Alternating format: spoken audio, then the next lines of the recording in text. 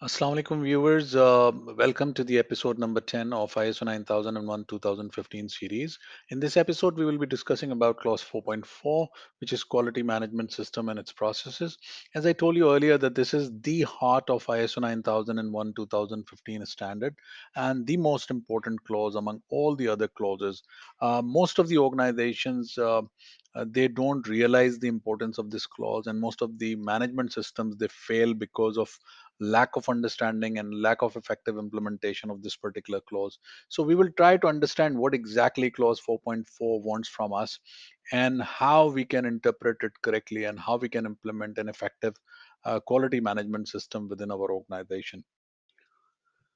As I discussed in the earlier episode, that ISO 9001 2015 is based upon two fundamental approaches. One is process approach, the other one is risk based thinking. But unfortunately, for some reason, nowhere in the standard it is specifically identified that these approaches has to be implemented effectively. In clause 4.4, basically standard is covering all the elements of process approach and risk-based thinking. But if you do not understand process approach and risk-based thinking, and without realizing the holistic approach towards process approach and risk-based thinking, if you implement ISO 9001 standard, you implement from clause 5 to clause 10, all the clauses, if you implement, even then you will not be able to achieve the intended results of management system. So let's have a quick look on process approach once again. Although I have already discussed it in the previous episodes, but it is better to have a quick look once again. By definition, a process approach means an organization manages their business as a system of processes. Mostly, when we look at our organization, we think about activities, for example, procurement activity, or sales activity, or marketing activity, or maybe production activity. Whenever we think about these activities, only the steps of activities they come in our mind, nothing more than that. But process is something different, so we need to treat those activities as a process, and those processes, they are not basically independent processes. They are like the overall organization is just like an engine which is having different components. So those processes are basically considered as components of the engine, and if even one component is missing, if even one component is working not working properly, the whole engine will not work, the whole engine will cease. So similarly, if one of the component of your organization, one of the process is not working effectively, the whole organization will fail, the quality management system will fail. So we need to understand that without understanding these processes, without identifying these processes, without making sure that all the required processes which are needed to deliver the quality product on consistent basis, if we develop our management system, if we do not create interrelationship between those processes, if we do not understand the needs and expectations of interested parties from the other processes, and if we do not address those needs and expectations within our processes, believe me, at the end of the day, our management system will not be delivering the results. Now imagine if you are supposed to spray red color on the car and you are not aware that what exactly the red color is and how it looks like. What you will do? Will you be able to spray the right color and will you be able to meet the requirements and expectations of the customer? Absolutely not. So similarly, if you are implementing the process approach but you don't realize what exactly the process is and what are the components of the processes, and why standard is asking you to focus on the process component itself, then you will not be able to effectively implement process approach at all. So what's a process? Process is an activity or combination of activities which converts your inputs into the outputs. So there will be certain inputs in every process and there will be certain outputs in every process. And between the input and output, certainly there will be different activities. For example, if we talk about procurement process, so there will be various different activities within the procurement process. Maybe somebody will be needing something and he will raise a purchase requisition. That purchase requisition might go to the departmental head for review, and then it will get the approval. And after the approval, maybe the information will go into the system, and then from the system, it will go to the procurement department. And in the procurement department, there might be a hierarchy of approvals. So there will be a complete process which is having multiple activities. So there will be a sequence of those activities which is trying to achieve the desired output. So every single process is having inputs and output, and this output is a desired output because you want to achieve something from this process. There will be various different stakeholders who will be having certain requirements related to the output. If you are talking about the procurement, so the people or the department or function which is raising the purchase requisition, they are having certain specifications in their mind, they are having certain deadlines in their mind, they are having some quality requirements in their mind. So all those requirements are associated with the output. So when we talk about the output, it is not merely an output, it is a desired output. We are looking for something. And keep in mind, you cannot achieve the desired output without any effort. So we have to make sure that this desired output is achieved. So how we can achieve this desired output? We need to make sure that there are four components of the process which are in place. Number one is resource, number two is control, number three is monitoring and measurement, and number four is corrective action. So, when you claim that you are treating your activities as a process, you need to realize that you are aware of these basic components of the process. You are aware of the input. You are well aware of the output of that particular process. You are aware that who are the stakeholders, who are the relevant parties, and what do they want from you. So, what are the needs and expectations of interested parties? So, you can understand the desired output. And once you understand the desired output, you have already identified and provided the required resources which are needed to achieve this desired output. You have appropriate controls in place, maybe in form of procedure, maybe in form of work instruction, maybe some physical controls, maybe some equipments, so you maybe some machines. So you need to make sure that those controls are established, which basically provides you the assurance and guarantee that you will achieve the desired output. But that will not be sufficient, because once you provide resources and once you establish these controls, you need to make sure that that is being provided on a consistent basis. So to achieve the consistency, you need to make sure that there is a monitoring and measurement process in place, and you are somehow regularly monitoring and measuring those processes to ensure that desired output is delivered on continuous basis. And while doing this monitoring and measurement, if you find that at some point in time you are deviating from the desired output, deviating from the requirement, deviating from the defined resources, deviating from the defined controls, uh, at that point in time you need to take appropriate corrective action. So you will be taking actions to eliminate the root cause of the problem, and you will come back on track and develop the same consistency which you require. Now, once again, have a look at this picture. This picture is basically representing your system where a lot of different processes are interconnected. Maybe one sales process is there, one procurement process is there, maybe training process is there, production process is there, a marketing process is there, public relation process is there. So there are multiple processes, and those processes are basically having interrelationship with each other. They are having an impact on each other. So we have to consider two dimensions. One, within the process what controls are required, within the process what we are supposed to do, within the process according to the definition of process, according to the understanding of process, we need to make sure that input is there, output is there, desired output is known, the resources are identified and provided and maintained, and the controls are effective controls are established and implemented, monitoring and measurement systems are in place and effectively implemented and maintained, and finally the corrective action mechanisms are in place. That is basically within the process itself. But that is not enough. The process is itself is having a lot of interactions with other processes. If you look at production process is not an isolated process. Production might be relevant to procurement, production might be related to HR, production might be related to warehouse, production might be related to transportation, production might be related to sales, and production might be related to various other processes. So there are interactions between these processes, and every process, if you treat them as a customer, every other process, they will be having certain expectations from production. So production should know those expectations and should address those expectations while establishing their own controls. And the similar thing is applicable to all other processes. Production might be having certain expectations from procurement, production might be having certain expectations from sales, production might be having some expectations from stores, warehouse, and various other processes.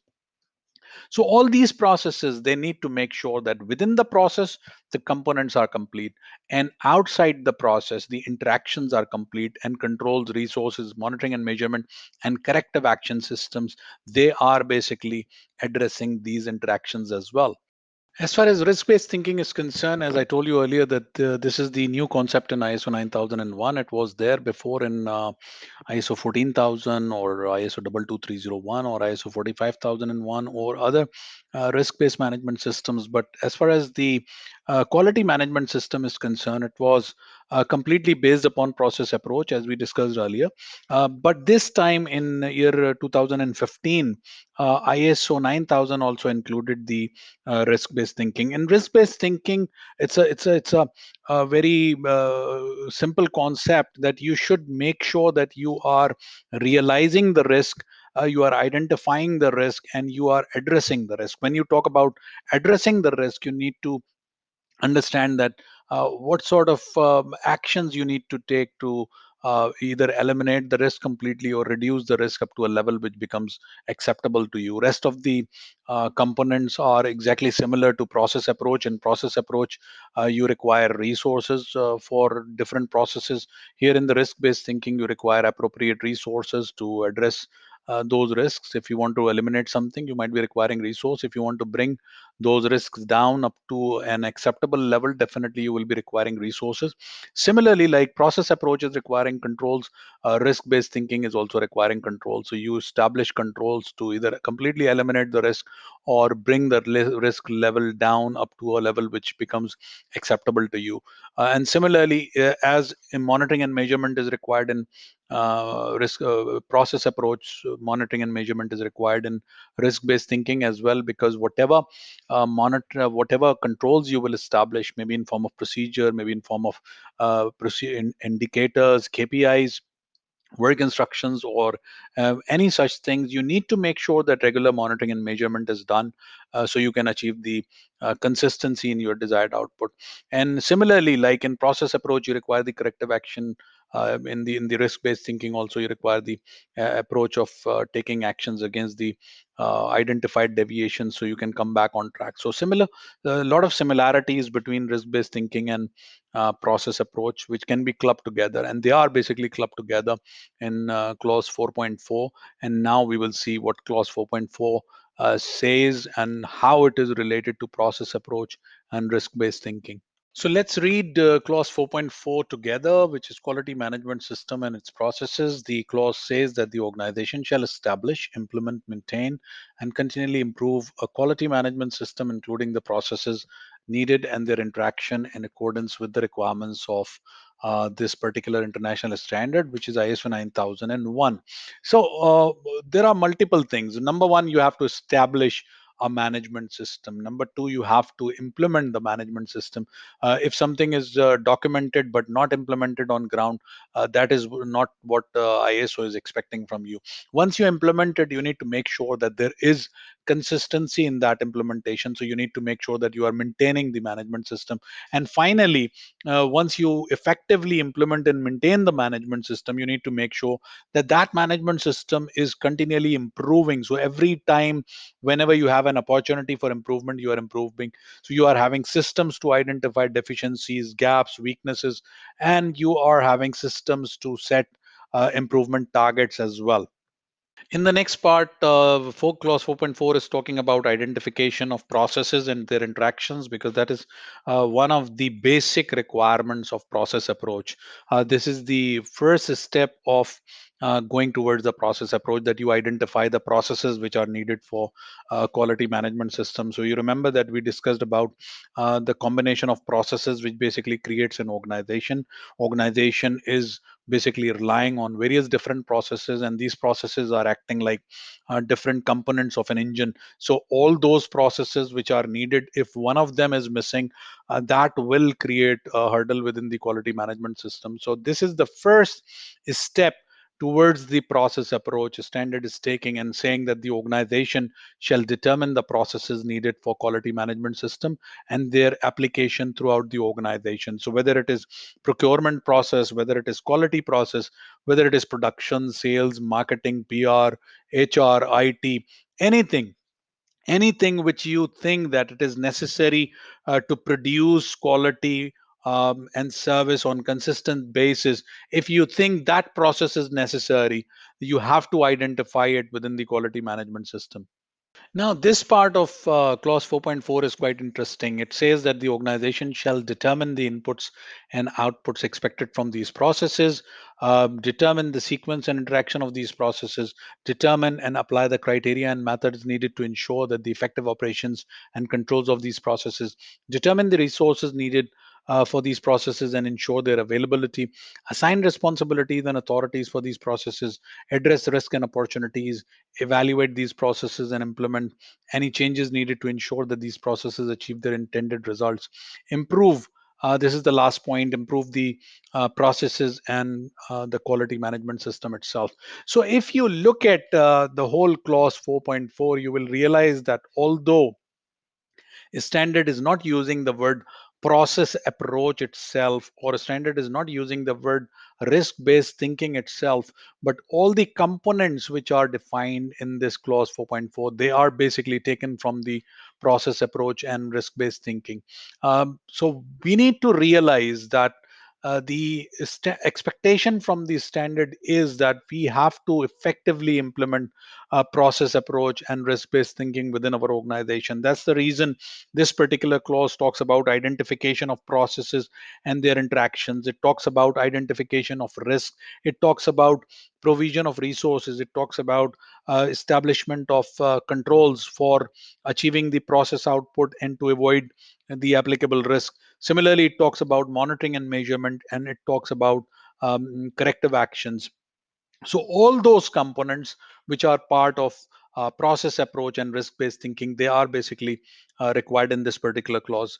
Keep in mind that if you keep this clause within your organization, understand it well and effectively implement this clause, and you don't implement any other clause 5, clause 6, clause 7, clause 8, clause 9, don't implement any of them, even then you will be having a complete management system, because this clause itself is a complete management system.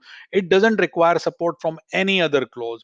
But if you do not really understand this clause, if you don't really implement this clause within your organization in the right sequence, as it is expecting, because control cannot come before the identification of problem, before the identification of risk, before the identification of a process, or the monitoring and measurement cannot come before the identification of risk or before the identification of process expectations, understanding the needs and expectations of interested parties. So if this sequence is also not followed, you will not be able to achieve the intended results. So one of the word which is very interesting in this particular part is that you have to achieve the intended result. So every management system, every organization, every process have some intended results, the desired outcomes. ISO will not tell you that what are those desired outcomes. This is your organization. You have a customer, you have employees, you have management, you have stakeholders, you have banks, you have legal bodies, you have insurance companies, and all of them are having certain expectations from your organization. So you are the best people to know what are the intended results from your processes and what are the intended result of your organization. So at the end of the day, your quality management system should be good enough to achieve those intended results. Now we are entering into the last part of this clause, clause 4.4.2. It says that to the extent necessary, the organization shall maintain documented information to support the operation of its processes and retain documented information to have confidence that the processes are being carried out as per the plan. Now the issue is, in majority of the organizations and even in the third parties, certification bodies, consultants, training organizations, is still we are debating about the documentation requirements. ISO, earlier versions of ISO 1987, 1994 versions of ISO, they were very, very focused on documentation. In almost 87 version was almost every single clause was asking for a documented procedure and it was asking for records. Then slowly and gradually ISO changed the approach, and ISO, instead of like giving you the specific requirements, ISO started creating leniency as far as the mandatory requirements, mandatory documentation requirements are concerned, and they started to reduce those mandatory documentation requirements. So now we have reached a place where mandatory requirements of documentation are almost negligible. Hardly there is anything where a standard is talking about mandatory documented procedure or mandatory document. There are only few places. 4.3 talks about scope, which says scope should be documented. This is one of the areas where documentation is mandatory. Then it comes to clause 5.2, which is quality policy. Quality policy is a mandatory document. And the third place where a standard is talking about the documentation is clause 6.2, which is the organizational quality objectives. So now there are only three places where mandatory documentation is identified. Rest of the documentation, 99.9% documentation which your organization requires, that comes from this clause, clause 4.4.2, where it says, to the extent necessary, the organization shall maintain documented information to support the operation of its processes. So because standard has adopted the process approach, because the standard has adopted the risk based thinking, the standard is expecting that you will identify the necessary processes and you will become competent to identify the needs and expectations related to those processes. You will become competent to identify the risk and opportunities related to those processes. Once that is done, once risks are identified, once processes are identified, process expectations are known, now you are in the best position to establish your management system and identify what sort of controls you require. And those controls will certainly be implementing or requiring documentation. You might decide that you require procedure at this place, this place, this place. You require work instruction at this place, this place, this place. You require a software at this place. You require a form at this place. You require a job description at this place. You require a process map at this place. So you are the best people who will be identifying the need of documentation. So documentation is extremely important. It is required by ISO standard, but the way ISO is asking about documentation is different now. ISO is giving you the responsibility to identify what documentation is necessary for you. Your goals are clear. You know the processes. You know the risk. You know the needs and expectations. Now you decide what documentation is required. Now during the audit, many at times, whenever auditor inquires about something, the auditee says that, okay, where exactly standard is requiring this document, where a standard is requiring a procurement procedure, where a standard is requiring a procedure for design and development, where a standard is requiring the work instruction for production. So they pinpoint ISO 9001 standard and say that ISO 9001 is not requiring documentation in all these areas which auditor is asking. But the point is, they don't realize that clause 4.4 has given them the responsibility to identify this need, and they need to identify realistically. If you have a large manufacturing organization, you are manufacturing, let's say, asphalt, right? You are having a plant, you are having equipment, you are having people, you are having machines, you are having raw material, you are having mixing process, you are having distribution process, you are having asphalt laying process. So there are various different activities that are happening within the organization. How you are going to control these activities? They are not relying on robots, they are relying on human beings. So how you are going to control those activities? So if you say, ISO is not making documentation mandatory. That's why I will not be developing any procedures, any work instructions, anything, because it is not mandatory in the standard. And I use this authority to say that I will not develop any documentation. That's a big mistake from your side, because the responsibility is given to you. You have the responsibility to identify the need of documentation. You can't simply say that within the management system we do not require any documentation. Yes, you can say that once your management system is completely automated. Yes, you can say that when you are only working on SAP, once you are only working on Oracle and nothing else is in process. You can only say that when only the robots are working within your organization. But without having all those automations in place, you can't simply say that ISO 9000 is not requiring documentation. ISO 9000 indeed requiring documentation, and that documentation requirement is given to you. You have to identify the need of documentation. You will decide what procedures, what work instructions, what job descriptions, what forms and formats, and what other documents needs to be established. So it's a wonderful clause. 99%, 99.9% documentation which your organization needs, it comes from this particular clause 4.4.2. So now we are in the last part of our presentation, and the question which I'm raising is, why do we fail?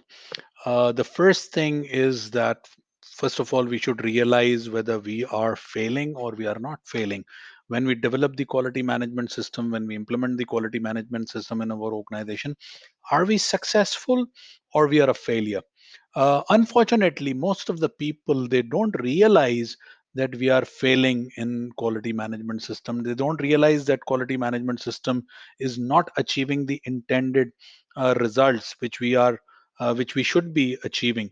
Recently, I conducted a survey that whether quality management system which you are establishing is fulfilling the intended outcome results or not.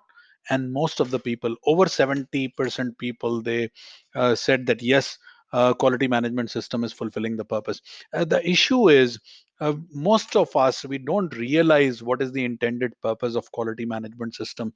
Are we improving the level of satisfaction, level of customer satisfaction? Are we improving the level of legal compliance? Are we reducing the cost of quality? Are we reducing the cost of production? Are we improving the profitability? Are we improving the organization in totality? So all these dimensions are not in our mind. We need to realize that if you are having an effective quality management system, all these things are basically byproduct of an effective quality management system. Even the top management doesn't realize that.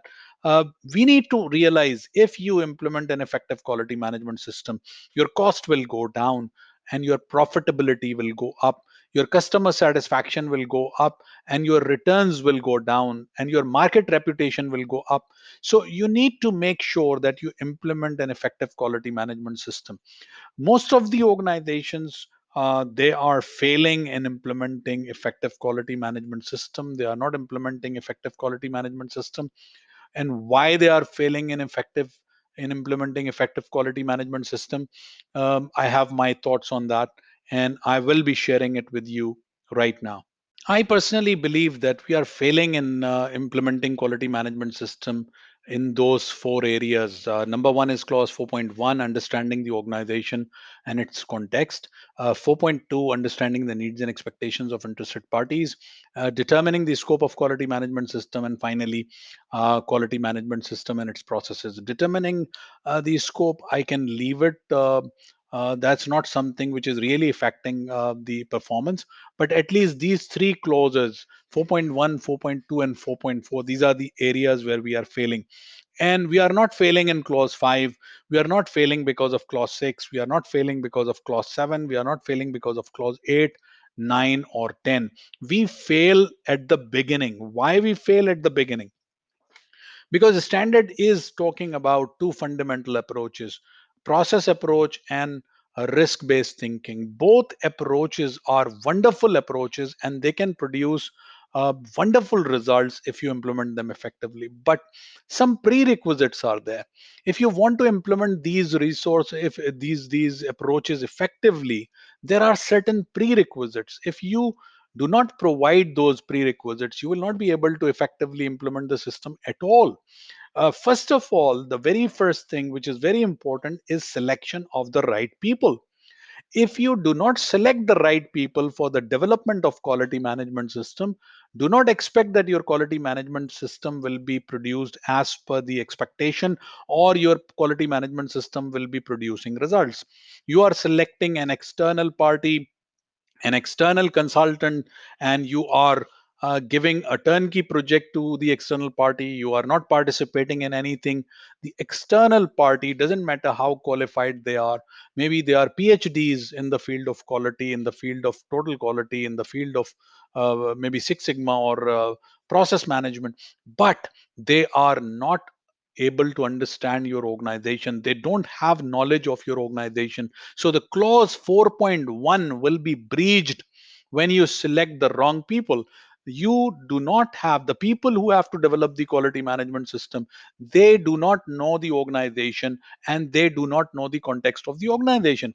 The people from the organization only knows the organization, how the how the employees are working within the organization, what is their culture, what are their thoughts, what are their experiences, what is their health, what are their likenesses and dislikenesses, what are their motivational factors. The external parties, external bodies, they are not aware of it. You know it. So if you know this information but you don't share it with the external party, they cannot establish a management system, because management system establishment requires this knowledge. The second thing is, you are aware about your suppliers, you are aware about their capabilities, you are aware of their weaknesses, you are aware that what they can follow, what they cannot follow, what they can fulfill, what they cannot fulfill. You are aware of your legal requirements, you are aware of your legal bodies, you are aware of your government, you are aware of the political factors, you are aware of so many other things which may affect your organization, which is called the context of the organization. So if you give this responsibility to someone who doesn't have knowledge about your organization, and do you expect that he or she will establish a management system which will be addressing all those requirements, all those factors which are related to the organization. So I believe that it will never be achieved. They will develop a quality management system because they are developing quality management system at various different places. They are having documentation, they are having a lot of generic procedures available with them. They can just modify something and they can make it applicable to your organization. But believe me, those procedures, that documentation, that quality management system will not be fulfilling the need of your organization. The second thing is, even if you select somebody or a team within the organization, are you choosing the right people for the development of management system? Are you selecting only one person for the development of management system and you make him responsible to write everything for everyone? If that is the case, can you believe that one person will be having all the knowledge and understanding of those internal and external factors, and will be having knowledge of needs and expectations of all the interested parties? Not at all. It is not practically possible. That one person will not be in a position to know about all these things. So you need to make sure that you select the right people. So select those people who are involved with those activities. If you want to include a purchasing process into your quality management system, there should be somebody who knows your organization, who knows your purchasing process, who knows the suppliers, who knows the product, and who knows all the dimensions of procurement. Similarly, if you want to include design and development into your quality management system, include some people from design who are competent in their field. They are aware of the context of the organization, they are aware of the needs and expectations of interested parties. Unless and until you involve all these people and develop your quality management system, your quality management system will always fail, because you are selecting the wrong people. Those wrong people cannot acquire the right knowledge, because for the development of management system you require the right knowledge. If I want to write a procedure for contract review, I need people who knows the process of contract review, not only the steps. I need those people who knows the interested parties related to the contract review, and who knows what are the needs and expectations of those interested parties, who know the legalities, who knows what other departments are related to contract review. So once you are having this required knowledge, then only you can develop the system, then only you can identify the resource, right resource, because you are aware of all the dimensions of the process, you are aware of all the needs and expectations of interested parties.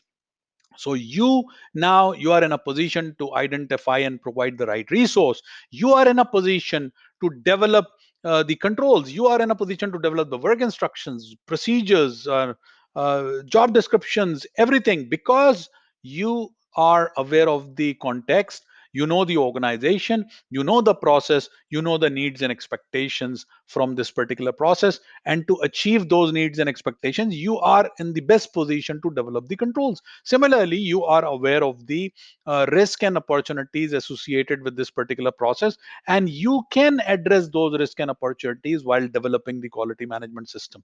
But imagine if you don't have this required knowledge, if you are not the right person or you are not the right team, you will develop the quality management system because somebody has given you the responsibility. But whatever system you will develop, that system will not be adding any value within the organization. So in most of the organizations, uh, people who should not be developing the system, they are developing the system. They are not the right people.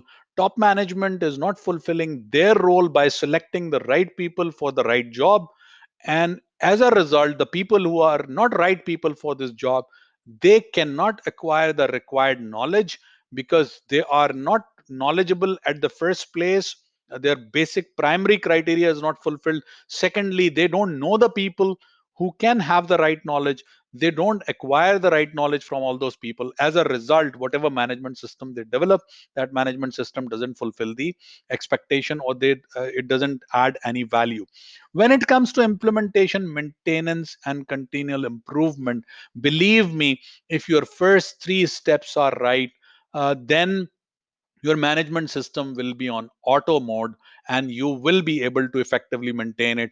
You will be able to effectively implement it. You will be able to effectively improve the quality management system because the right people were selected, the right people acquired the right knowledge, and the right people developed the management system knowing about all the dimensions of management system. So once the right management system is established, it is very easy for everyone to implement it and maintain it and continually improve it. So these are my thoughts related to the failure of our quality management system based upon my consulting experience, my certification experience. If you have different thoughts, if you think that these are not the reasons and there are some other hidden reasons for the failure of quality management system, please do write your comments and educate me in that regard, because every day is a learning day and I try to learn from everyone who is having the knowledge in this particular field. So please do let me know your thoughts and add value, so I can improve myself as well. Thank you very much.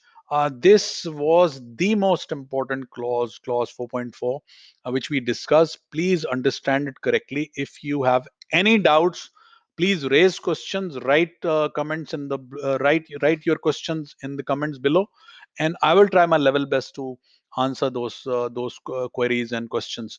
At the end of this series, I'm planning to have a live question answer session where you can ask any question related to ISO 9001, and we will be able to resolve any doubts which we have related to ISO 9001 2015 standard. Once again, I have taken too much time from you. Thank you very much once again, and see you in the next episode.